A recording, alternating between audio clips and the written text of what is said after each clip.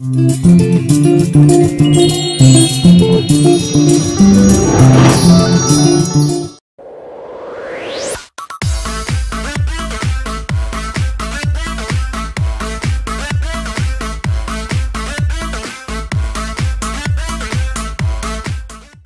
عادات الجواز في الهند ان الشباب ما بيدفعوش هم المهر، لكن البنات هم اللي بيدفعوا المهر. يا ترى الكلام ده لو طبق عندنا في مصر هتوافقوا ولا لا؟ تعالوا نشوف كان رايكم ايه. تجوزنا بنتي اللي بتاخد 50 بجره. ها؟ تجوزنا بنتي اللي بتاخد 50 بجره. اتجوزك البنت دي واخد 50 بجره؟ اتفضل معلش يلا. لا تجوزنا البنت اللي بتاخد 50 بجره. بعدين لما تكبر وتتجوز تخلي البنت اللي تتجوزها او اللي ناوي تتجوزها تدفع لك المهر؟ اكيد لا يعني. ليه لا؟ عشان المفروض انا اللي ادفعه. اقول لهم يا سلام ده انتوا ناس جميله قوي. ده مبسوط طبعا اكيد حد يلاقي كده. شايف ان البنت لو دفعت المهر هيقلل شويه من مشكله العنوسه ولا لا؟ اكيد طبعا. لا طبعا. ايه بتحب؟ لا بتحبه. طب يعني هو الحب مش كل حاجه؟ هو الحب كل شيء ولا ايه؟ لا مش هتدفعي لها مهر؟ لا مش هدفع لها ليه ان شاء الله. والله لو هو كويس وابن حلال وبيصلي وعارف خيف ربنا وهديها له.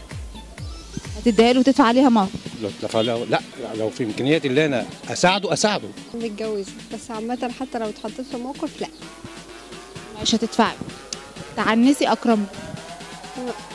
يعني فكرة ان البنت تعنس دي موجودة عندنا احنا كشرقيين، لكن بره الناس كلها عايشة براحتها عادي يعني. ليه بقى نحكم على البنت انها عنست؟ يعني عادي اذا كان الراجل ما فيش عنده فلوس وهم يحبوا بعض طبيعي. عادي تقبل ان هي تدفع المهر؟ عادي يعني ممكن انك ترجع تعوضها عادي. ندفع المهر لنفسنا يعني؟ لبنتك بقى. لا ما ينفعش حاجه اسمها ندفع المهر، يبقى البيت شركه بقى مع بعض.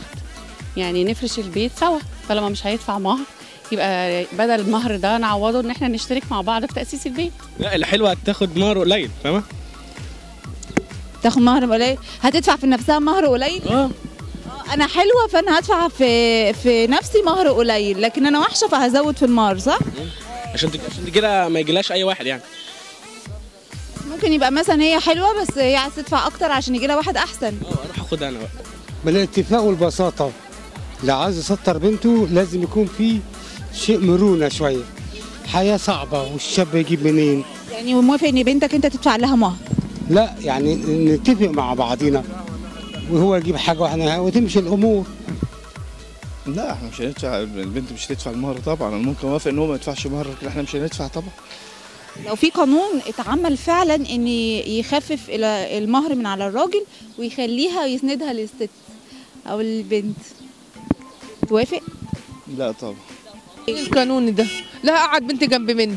تعنسيها؟ والله عنسها احسن. نروح نتجوز على طول. وتنقي بقى واحده واثنين وثلاثه واربعه. هيقلل كتير وهيسهل. مش معاك بنات؟ معايا بنتين. هتدفع لهم مهر هما الاثنين؟ لو ربنا مقدرني هدفع لهم.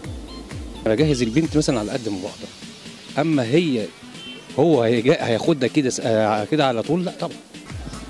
هي مش عمليه مهر وعمليه تقليد وبتاع، لا عمليه الحياه الاقتصاديه اللي احنا ماشيين فيها تعبانين.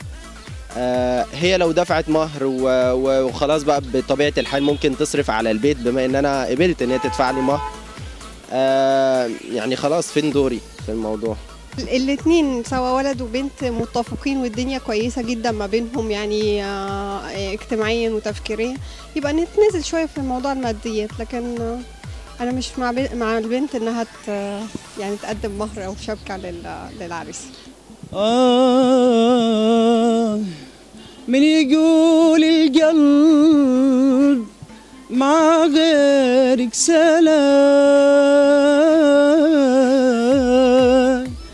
يعلم الله مالك بقلبي شريك، لا تخاف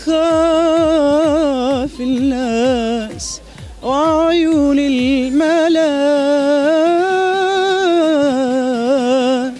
كان خاف